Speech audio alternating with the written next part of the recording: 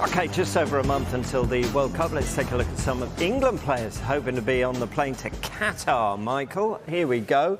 Where should we start? Let's start with this one, shall we? Number 9 spot. Ivan Toney has been making a good case for himself, hasn't he, to be the backup to Harry Kane, especially in one area, though. Penalties. I mean, are we going to get to that heartbreaking stage again of any major tournament? It usually involves England and penalties. And this, Ivan Toney is Mr. Reliable when it comes to penalties. We know Harry Kane can put them away. I mean, he's missed a couple already this season, but we know Ivan Toney's phenomenal at them. Let's have a look at this. Rob, look at this. Come on, look at that. 24 in 25 with a success rate of 96%. Kane missing one against Forest. Dean Henderson saved it, in fairness, and then he missed them the other night in the Champions League. But you usually put your house on them. Looking at that, though, Rob, I mean, not all of these are guaranteed to be in the England squad.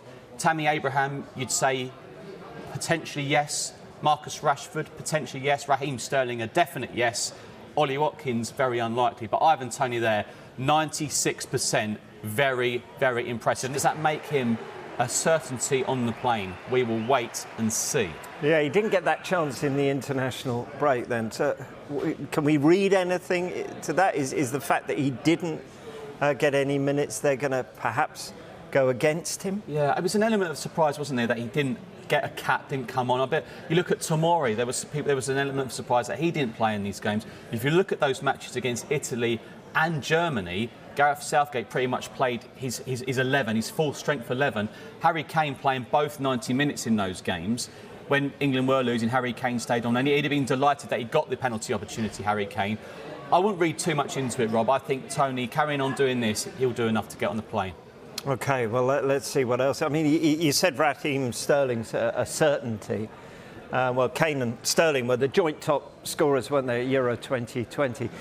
But his recent form, what is being said about that at the moment? I mean, it's positions, isn't it, Rob? I mean, it's interesting where Graham Potter's playing Raheem Sterling at the moment. I mean, people are saying he hasn't really impressed much under Graham Potter yet. However, he did score in, I think, Graham Potter's first game. It was in the Champions League, wasn't it? A lovely finish. I mean, it is very early days under Graham Potter. And Sunday, Villa, sort of a right wing-back role to start with, wasn't it? Bit of a difference of position for Raheem Sterling. I mean, he didn't stay there, but that was an interesting one for me. I mean, look at that there. I mean, he sort of started around there, and then Chalobah was coming across here. It was a position we're not used to seeing Raheem Sterling. I'm actually with Graham Potter today, Rob, so I'm going to ask him. Name dropper. Yeah, well, but it'll be interesting to hear what he says. Plenty on the agenda today, but that is something I'm looking forward to speaking to Graham Potter about as well. To be fair, he did change that, didn't he, at half-time?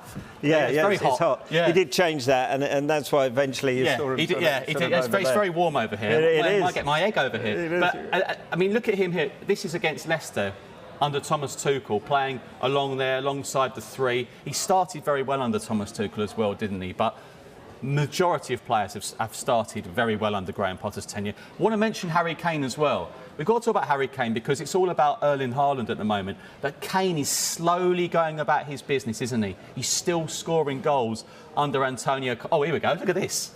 Perfect. There we go. As if by magic. As if by magic, yes. You look at the comparison here. That is some start to the season for Harold Kane, isn't it? 9 goals in the 22-23 season. The thought of him picking up an injury is unthinkable for Antonio Conte, but Gareth Southgate as well. After us talking about Ivan Toney, Tammy Abraham, these players haven't been given an opportunity yet for England. He's the captain for England, not the captain for Spurs. People forget that. That's Hugo Lloris, but he's so important for England. And Gareth Southgate would be delighted that he's scoring the goals, whether it's a penalty or not. Yeah.